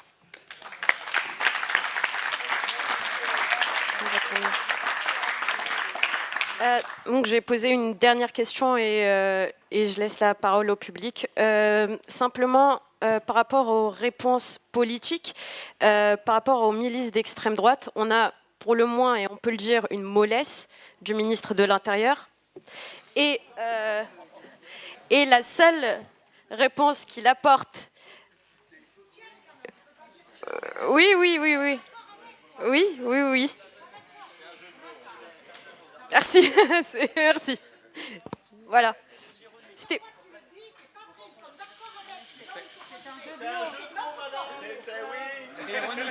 C'était ironique, c'est un jeu de mots en fait. Ah bah ouais, t'as vu? Bon, alors, parce qu'à chaque fois, la réponse qu'on nous apporte, c'est dissolution, mais les dissolutions sont inopérantes, hein, et on le sait depuis de nombreuses années. Déjà, Unité Radicale avait été dissoute pour, par exemple, tentative d'assassinat sur Chirac en 2002. Ils se sont reformés et petit à petit, ils ont donné Génération Identitaire. Le GUD, qui s'est auto-dissous, a donné les Zouaves et le Bastion Social, et on repart au GUD. Donc, à chaque fois, c'est toujours les mêmes réponses, d'autant plus qu'ils gardent leur base arrière, ils gardent leurs locaux, ce qui permet de maintenir leur activité. Donc, quelle solution par rapport à ces milices pour les neutraliser de façon définitive? Attends, direct le micro. Bon, du coup, je me permets, on me tend tout de suite le micro. C'est vrai qu'au moment de la question de génération identitaire, nous, on a milité avec la Jeune Garde pendant... plusieurs mois, voire même années peut-être, sur la question de la dissolution de génération identitaire. Et ça a provoqué du débat dans notre camp, du débat sain pour le coup, de savoir si demander, alors du coup on n'a pas demandé, mais participer à une campagne pour la dissolution d'un groupuscule d'extrême droite, est-ce que c'était bien ou non? Bon, de façon morale, évidemment, tout le monde va être d'accord ici pour dire qu'une dissolution d'un groupuscule fasciste, c'est bien dans l'idée. La question est ensuite, c'est est-ce que c'est utile? Est-ce que véritablement, d'un point de vue tactique, c'est ça en fait la véritable question, parce que d'un point de vue moral, on va être d'accord, d'un point de vue tactique, est-ce qu'il faut ou non des dissolutions? Nous, on pense qu'il y a certaines organisations qui ont été dissoutes par le gouvernement, notamment le Blue Dot Nord, pour celles et ceux qui connaissent, c'est des espèces de néo-nazis complètement frappadingues qui sont armés de fusils à pompe et compagnie. Ils étaient à un tel niveau de désorganisation au moment où ils ont été dissous, que ça pour nous c'était une dissolution de façade. Ça ne servait à rien, si ce n'est faire de l'esbrouf médiatique et montrer que, vous voyez, j'ai dissous des groupuscules d'extrême droite, donc je peux m'attaquer à la gauche. Voilà toute la stratégie du gouvernement autour des dissolutions de l'extrême droite. Par contre, génération identitaire, et c'est pour ça que d'un point de vue tactique, on a choisi de mener campagne contre génération identitaire. Il faut se dire que sur le terrain, nous, notamment à Lyon, on subissait, c'était le groupuscule qui organisait le mieux les attaques, qui les coordonnait le mieux, et qui était finalement l'organisation la plus violente dans la rue. C'est l'organisation qui ouvrait des locaux. C'est quand même le premier local d'extrême droite qui a tenu, qui a été ouvert en 2010, qui a tenu et qui tient encore jusqu'ici. Un niveau d'organisation nettement supérieur, de lien avec le Rassemblement national, avec des militants de génération identitaire qui font des va-et-vient avec le parti du Rassemblement national, une apparition médiatique extrêmement forte, et surtout un passe-droit dans un nombre de médias pas permis, quoi. Donc à ce moment-là, nous, il y avait un intérêt à leur mettre un coup d'arrêt à leur organisation, tout simplement casser un outil organisationnel. Imaginez, on dissout une organisation qui est en chute libre, je ne vais pas citer de nom ici, sinon voilà, à gauche, ça n'aura pas beaucoup d'impact sur notre camp. Imaginez qu'on dissout maintenant une organisation qui est en pleine ascension et qui organise la vie politique de notre camp social, tout à coup ça n'a pas le même ressort. Et oui, on le dit, la dissolution de génération identitaire a fait beaucoup de bien d'un point de vue organisationnel. Aujourd'hui à Lyon notamment, vis-à-vis des attaques, vis-à-vis de leur structure politique, etc., ça a fait beaucoup de bien. Ceci dit, évidemment, une dissolution, pour juste faire une dissolution, ça ne sert à rien. Elle n'a été rendue efficace, cette dissolution, que parce que nous, derrière, sur le terrain, on mène un combat sans faille, que derrière, on fait attention à ce qui ne se restructure pas dans la rue, etc., notamment pour le bastion social. C'était très efficace. On a fait arrêter des dizaines et des dizaines et des dizaines de militants d'extrême droite de militer à la suite de la dissolution, parce qu'on leur a mis une pression de ouf dans la rue. Bon, je ne vais pas vous raconter tous les détails. N'empêche que ça fonctionne réellement. Mais c'est pour ça que pour nous, la meilleure solution face aux milices de l'extrême droite, c'est les attaquer de partout, dans la rue, les dénoncer évidemment leurs exactions, et aller non pas demander au gouvernement, si possible, s'il voudrait bien dissoudre ces organisations-là, mais plutôt les imposer, qu'il n'ait plus le choix, qu'il y a une telle colère populaire, une telle colère dans la rue, une telle colère de partout, qu'il n'y ait plus d'autre choix que de les dissoudre. Et l'argument de dire, oui, mais du coup, ça lui permet de dissoudre des organisations de gauche. Mais qu'est-ce que c'est que cet argument de faiblard, camarades? C'est-à-dire que sous prétexte qu'on a peur de se faire attaquer par le gouvernement, on va laisser tranquille les fascistes. Mais n'importe quoi. C'est pas un bon argument. La question qu'on doit se poser, c'est plutôt comment est-ce qu'on va interdire toutes ces organisations fascistes et protéger toutes nos organisations et se battre à chaque fois que nos organisations sont attaquées. Voilà la réponse qu'on doit amener de partout et être ferme, évidemment. On va peut-être prendre des réponses, des questions du public. Attends. N'hésitez pas. Bon, je vais essayer d'être le plus juste possible pour que tout le monde puisse parler, d'alterner femmes-hommes aussi. Merci pour ce sujet, pour cette conférence.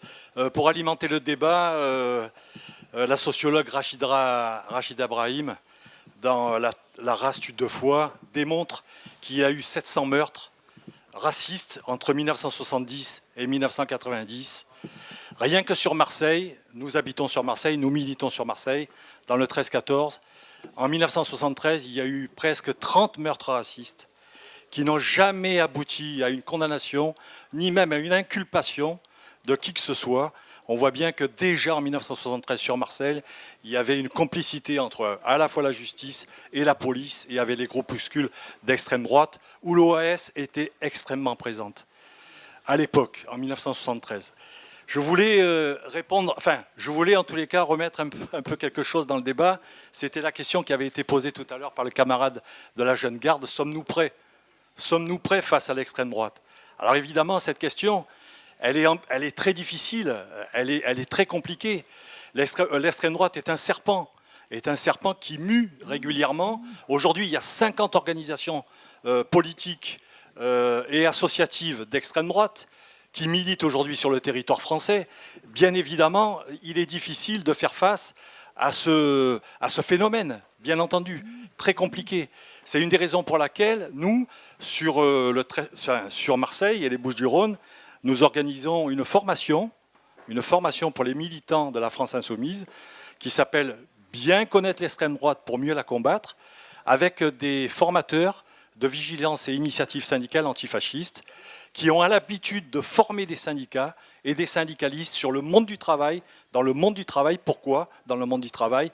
Eh bien parce que l'extrême droite, dans le monde du travail, c'est le lieu où l'extrême droite se développe en premier. Que ce soit dans les usines, que ce soit dans les magasins ou éventuellement dans la fonction publique. Donc voilà, j'aimerais qu'on revienne sur cette question que tu as posée, camarade. Voilà. Sommes-nous prêts? Et comment faire pour être prêts?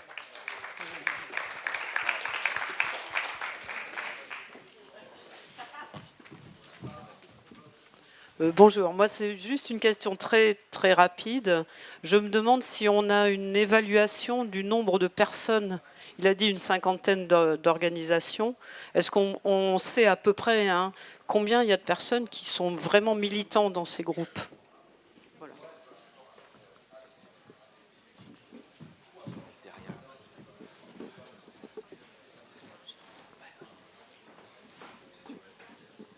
Merci. Bon, moi j'aime beaucoup tous mes camarades et copains insoumis, mais je les trouve quand même un petit peu bisounours sur le sujet, et je pense qu'on est un petit peu dans le déni sur ce qui se passe. Voilà.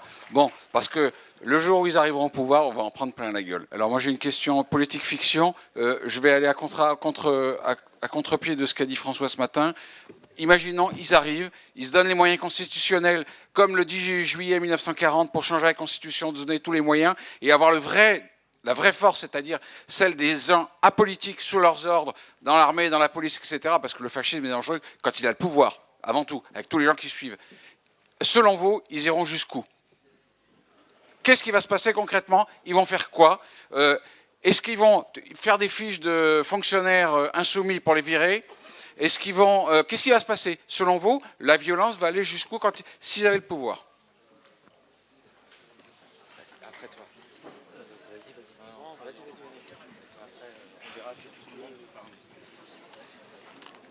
Bonjour, je voulais revenir sur un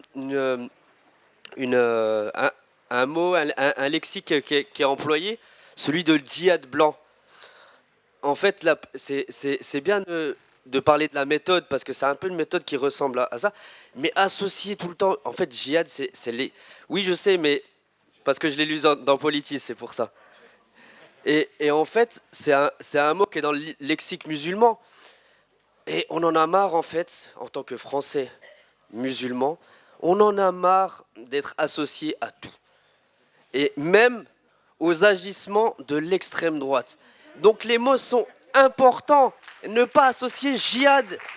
Le djihad, dans le lexique musulman, le plus grand des djihads, c'est celui qu'on se fait à soi-même. Donc pour faire du bien, contre les mauvaises pensées, contre les mauvaises choses qu'on peut faire dans la vie. Donc ça, c'est le grand djihad du musulman. Je vous parle en tant que musulman, français. Donc, comme des milliers de musulmans, on en a marre. On en a ras-le-bol que ces mots soient associés à chaque fois qu'on doit. On en arrive même à se dire, la dernière fois, malheureusement, ce qui est arrivé à Annecy, c'était malheureux. Mais dès que le mec a dit « Au nom de Jésus », et il n'a pas dit « Allahu Akbar », ben c'est triste hein, d'en arriver là. Mais on était soulagés. Pareil, Allahu Akbar. Moi, Allahu Akbar, ma mère se levait à 6h du matin avant de faire le ménage. Et Allahu Akbar, c'était les premières paroles qu'elle disait pour faire sa prière. Donc avant d'aller au travail. Et c'est les premières paroles que j'entendais dans la journée. De la voix de ma mère. Donc pour moi, elles n'ont pas la même signification. Les mots sont importants, et dans le combat contre l'extrême droite, les mots sont importants. Donc, je vous demande, s'il vous plaît, je sais que je suis désolé, c'est vous qui êtes devant moi, mais voilà, aux collègues, journalistes, etc., de bien leur dire, s'il vous plaît, de ne plus associer tout le temps les mots comme ça aussi facilement. Voilà.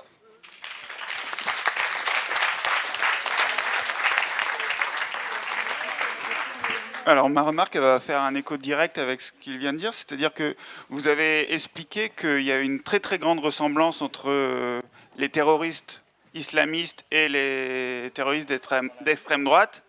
Pourquoi dans notre communication,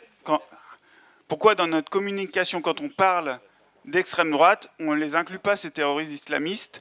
Pourquoi, par exemple, dans la classification qu'on a faite tout à l'heure, on avait des terroristes de l'extrême droite qui étaient à chaque fois catholiques, et ça, je pense, cette idée-là, ça permettrait aussi de lutter contre le vocable d'islamo-gauchiste qui essaie de nous faire croire que ces terroristes islamistes sont de gauche alors qu'ils sont totalement de droite, qui sont nos adversaires, et que s'ils voulaient, enfin, ils s'en prendraient à nous, quoi. C'est à nous qu'ils s'en prendraient, c'est pas aux autres, quoi. Voilà.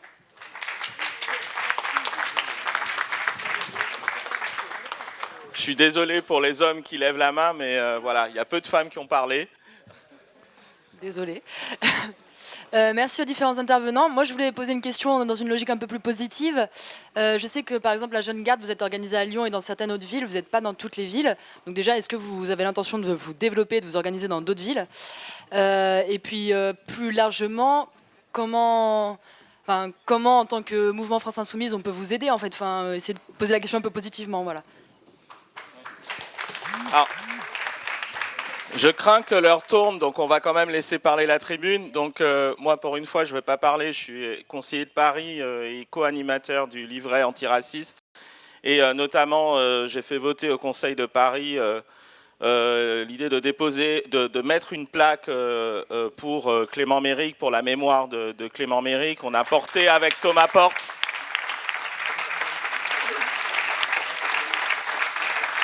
Donc je vais pas développer parce que je vais vous laisser répondre, mais j'ai quand même une petite question à vous poser parce que avant d'être en politique et tout, j'ai fréquenté les tribunes du Parc des Princes et j'ai connu le COP de Boulogne et vu ma tronche, vous imaginez que c'était pas mes potes.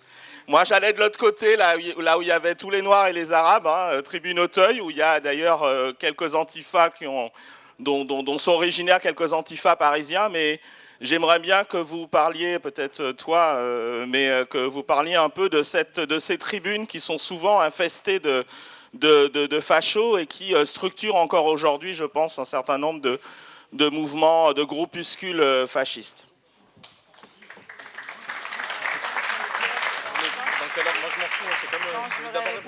Ouais, je voudrais quand même répondre sur la question du djihad et sur la question de l'extrême droite et des islamistes. Alors, white djihad, c'est pas moi qui l'ai inventé. C'est pas, comme je le disais, c'est vraiment pas un concept qui est le mien. C'est pas moi qui ai collé une étiquette sur qui que ce soit. C'est eux qui se auto-revendiquent de cette nouvelle notion. Voilà. Alors, moi, je sais très bien que le djihad et le premier des djihad, c'est le djihad nefs. C'est pas un produit guerrier, c'est-à-dire c'est pas du tout la guerre sainte contre le monde entier. C'est Daesh qu'on a fait ce qu'on en a aujourd'hui retenu médiatiquement, et nous médiatiquement qui en ont fait ce que Daesh, etc. Mais je veux, vraiment cette notion, en fait, la logique des néo-nazis américains, c'est de se réapproprier ce que Daesh a fait du terme djihad. C'est ça qui se passe en ce moment, en fait. Donc il n'est pas question des musulmans dans leur, les musulmans en général, si vous voulez. On parle de la notion guerrière et d'une stratégie des néo-nazis américains pour récupérer cette notion de destruction de l'autre pour en faire sienne. Donc, moi, dans mon acception, il n'était pas du tout question d'inclure quoi que ce soit du monde musulman, des Français. Vous voyez ce que je veux dire? C'est pas moi qui l'ai inventé, ce terme. Il existe. Bah, il faut bien que il existe. Moi, je suis journaliste. C'est des gens. Non, mais je sais bien. Mais je l'explique. De façon bienveillante, mais les journalistes d'extrême droite, de droite, vont le reprendre et vont le mettre en titre. Oui, mais ça ne va pas concerner les musulmans, puisqu'on parle de white djihad, donc il sait. Alors je comprends. Tout à fait, je comprends tout à fait. Cela étant dit, l'idée est justement, dans la question du white djihad, c'est justement d'enlever le lien avec le monde musulman, puisque ce djihad n'est plus celui des... Hein? En tout cas, quoi qu'il en soit, c'est une notion qui existe, j'en suis navrée, mais je ne peux pas faire autrement que de la nommer par le nom par lequel il s'autonome, si vous voulez. Sur la question de pourquoi on ne les inclut pas, eh ben, je vous la renvoie, parce que je ne sais pas. Et qu'on devrait, parce que ce sont des acteurs d'extrême droite. C'est l'extrême droite. Voilà. Ouais, juste sur cette question-là spécifique, je te remercie d'avoir posé la question. Parce qu'on voit bien, il y a un petit malaise, du coup, quand tu poses ça, parce que véritablement, c'est pas évident. Nous, plusieurs fois, lorsqu'on a essayé d'écrire des textes sur ce sujet-là, c'est un sujet sur lequel on travaille beaucoup, notamment d'inclure Daesh dans les extrêmes droites. C'est un vrai combat politique, parce que c'est vrai, et tu l'as rappelé.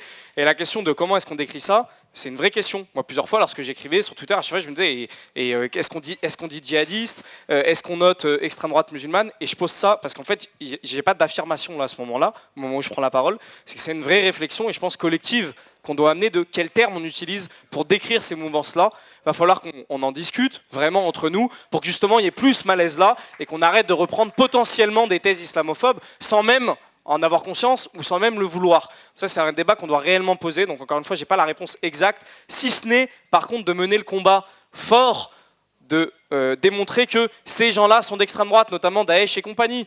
Nous, c'est un terrain qui nous tient particulièrement à cœur, puisque des camarades sont partis combattre là-bas, en Syrie, aux côtés des antifascistes, notamment kurdes, yézidis, arabes, notamment musulmans, contre Daesh. Donc c'est un vrai combat politique de rappeler que des gens ont mené un combat antifasciste là-bas, ont fait reculer Daesh, ont fait reculer cette extrême droite en Syrie.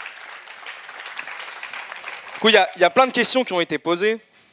Je vais essayer d'y répondre. Que la JG se développe, évidemment, ça on essaye au jour le jour. Alors après, dans d'autres villes, c'est un processus qui peut être un peu long, notamment parce qu'il y a une vraie histoire de confiance. Vous vous doutez bien, on peut être notamment sujet à une malveillance de la part de la police, évidemment de nos ennemis que sont l'extrême droite. Donc c'est quelque chose qu'on essaye de faire, évidemment, au jour le jour. Et si vous voulez y contribuer, je vous invite à y contribuer fortement. Et on essaye notamment de faire du lien avec de nombreuses organisations, dont la France Insoumise. On travaille de plus en plus avec, c'est ce qui fait qu'aujourd'hui, je suis ici. Donc n'hésitez pas à passer à la table de la Jeune Garde, dans le forum des associations, pour discuter avec les camarades de tout ça. N'hésitez pas à parler de vos expériences et de voir ce qu'on peut faire ensemble. Sur la question des stades et des tribunes, moi aussi c'est une question qui nous tient à cœur, parce qu'on est pas mal à être issus aussi, à être de ces tribunes, hein, à s'être politisés dans les stades de football. Il y a cette espèce de cliché qui voudrait que les ultras sont forcément des gens d'extrême droite. Pas du tout. En fait, le panel politique est très large en France. Il y a des ultras qui sont la plus... Alors il faut faire attention à ne pas surpolitiser ces groupes-là, parce que la plupart du temps sont justement là seulement pour l'activité sportive autour du club, etc., ou la défense d'une identité autour de la ville. N'empêche qu'il y a une politisation dans ces tribunes qui est réelle, et même à des moments, on a eu des groupes de supporters, hein, qui ont été alliés au moment des mouvements sociaux, comme au moment des Gilets jaunes, au moment des révolutions arabes aussi. Les mouvements ultra étaient en première ligne contre la police et les différents gouvernements, notamment en Égypte, en Turquie. Donc c'est des mouvements qui sont très intéressants, et attention à gauche à ne pas non plus les mépriser, ces mouvements-là, ces mouvements de supporterisme, parce qu'il y a des choses très intéressantes. Et évidemment, il y a un vrai combat à mener aussi dans les tribunes de foot contre le racisme, contre les idées d'extrême droite. Tu as cité les Boulogne Boys à l'époque à Paris. Nous, à Lyon, on en a une ribambelle aussi au stade, donc on connaît bien ça. Du coup, je vais essayer un peu de lier les deux réponses entre l'extrême droite arrive au pouvoir, jusqu'où iront-ils et est-ce que nous sommes prêts? Je vous avoue que la réponse exacte, on l'a pas, de comment est-ce qu'ils vont faire et jusqu'où ils iront. Ce qui est sûr, c'est que l'extrême droite, une fois au pouvoir, ils ont pas eu, en tout cas les organisations d'extrême droite sont dépendantes du relais dans les masses. Bien comprendre que l'extrême droite a besoin des masses pour faire valoir leur programme, et qu'à un moment donné, ça dépasse les institutions mêmes. Évidemment qu'on va faire face à des violences de plus en plus fortes de la part des institutions si l'extrême droite arrive au pouvoir, mais bien se dire qu'il y a un véritable combat, et se dire que même lorsqu'ils arrivent au pouvoir, le combat n'est pas perdu. Il y a un véritable combat à mener dans les classes populaires, dans les masses, pour éviter que ces programmes soient repris. Je pense notamment à la mandature de Donald Trump. C'était un gouvernement d'extrême droite profondément réactionnaire, et à la fin de sa mandature, là, il y a un dilemme qui se pose, parce qu'il sent qu'il va perdre du coup son mandat, et il fait appel à ces milices qui envahissent le Capitole. Et là, à ce moment-là, il y a un truc qui se joue aux États-Unis, de savoir si oui ou non il va aller plus loin. Il n'est pas allé plus loin parce qu'à ce moment-là, il n'avait pas le rapport de force, mais c'est là où tout peut basculer et on peut tomber dans une société fasciste. C'est lorsque les masses, à échelle large, reprennent les thématiques de l'extrême droite et appliquent le programme bien au-delà des institutions bourgeoises classiques, etc. Donc je suis désolé, je vais m'arrêter là, parce qu'il y a d'autres camarades qui veulent parler. Ouais, juste pour vous remercier, parce qu'il faut absolument qu'on termine, puisque vous savez que dans quelques minutes il y a l'échange entre Mathilde Panot et Medine. Donc c'est vraiment vous remercier pour avoir été présent ici, remercier la commission de la France Insoumise qui a organisé ce débat et qui travaille quotidiennement sur ce sujet-là. Et juste pour répondre sur France Insoumise et Jeune Garde, il y aura des initiatives qui vont être prises dans les premières semaines ensemble pour développer à la fois la Jeune Garde, la France Insoumise sur ces questions-là de lutte contre l'extrême droite. Voilà, merci à toutes et à tous.